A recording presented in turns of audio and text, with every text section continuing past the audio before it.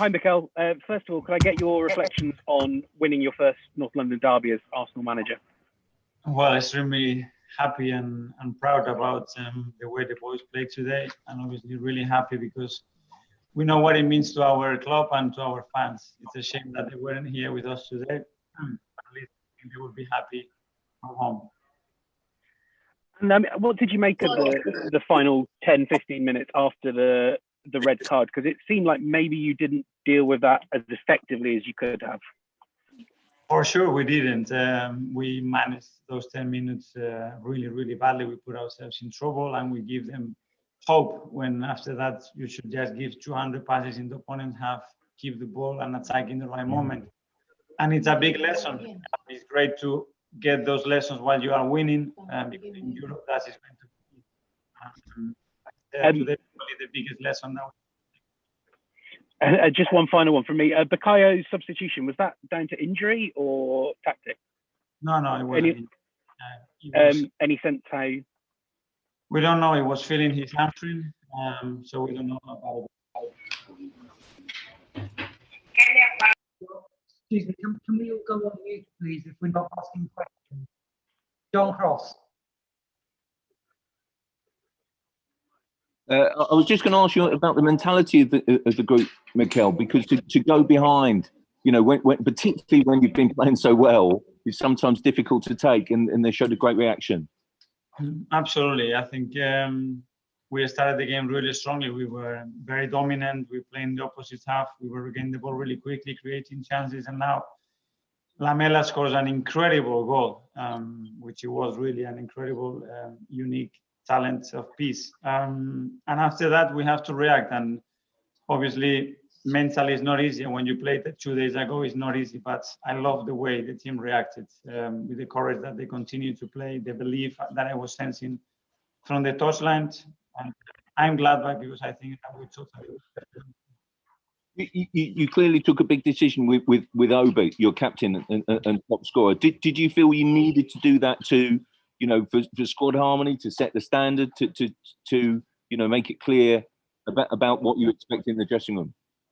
Yeah, I made what I thought was the right decision, and we draw a line there. And now let's move on again. We know how important Nova is for us, for the club, and that's it. That's been dealt with, and let's move on. Has he taken that okay? Has he accepted that? Oba? I hope he did, yeah. Yeah. And just what kind of, can this do for the next few weeks? It's a result then to really kind of give you some energy and sort of, positivity.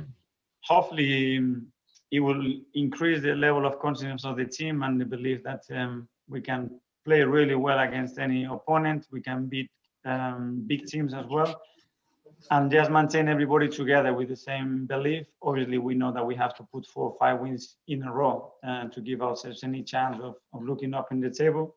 But we are ready for a fight. Thanks, Mikel. Thank you. Jim Conlon. Hi, Mikel. I just want to speak to you about Emile Smith-Rowe's performance there. He's really blossoming there into a real potential star, not only for Arsenal, but for England as well. Well, I think he had a magnificent performance as well. Again, I think he shows not only quality, but his personality, his intelligence on the pitch, his energy. Give you something different. Today in a derby, you need some big individual performances, and for sure, he had one. And Mikel, lastly for me, I know Tottenham thought it was a conscientious penalty, but what was your view from where you stood on the sideline in terms of the Davinson Sanchez tackle? My first thought was that it was some contact. I asked the bench and they said that it was a penalty, but I haven't seen the image back, so I cannot really comment on that. Congrats, Mikel. Thank you. Paul Gilmore. Hi, Mikel. 10 points between you and the top 4. Is there a belief at this stage of the season that you can still qualify for the Champions League next season? I think still mathematically it's possible.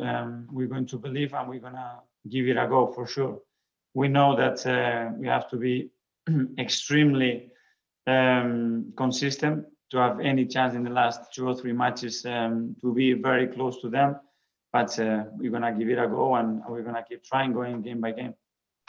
And just a final one on another one on Aubameyang. Sorry, is this his first breach of discipline this season, and will he remain as a captain figure in your team, or as far as you're concerned, is this it done? We deal with the situation on the day. That's been done. Now we move on. We know how important Owa is for us, and he's going to continue to be really important. That's it. No more comments on that. Thanks, Mikel. Thank you. And finally, we'll come to Sam Dean. Hi, Mikel. It's not the first time that you've made this sort of decision with a player based on disciplinary off-field incidents. Can you just explain why it's so important to you and the culture of the team that those behavioural standards you set have to be met?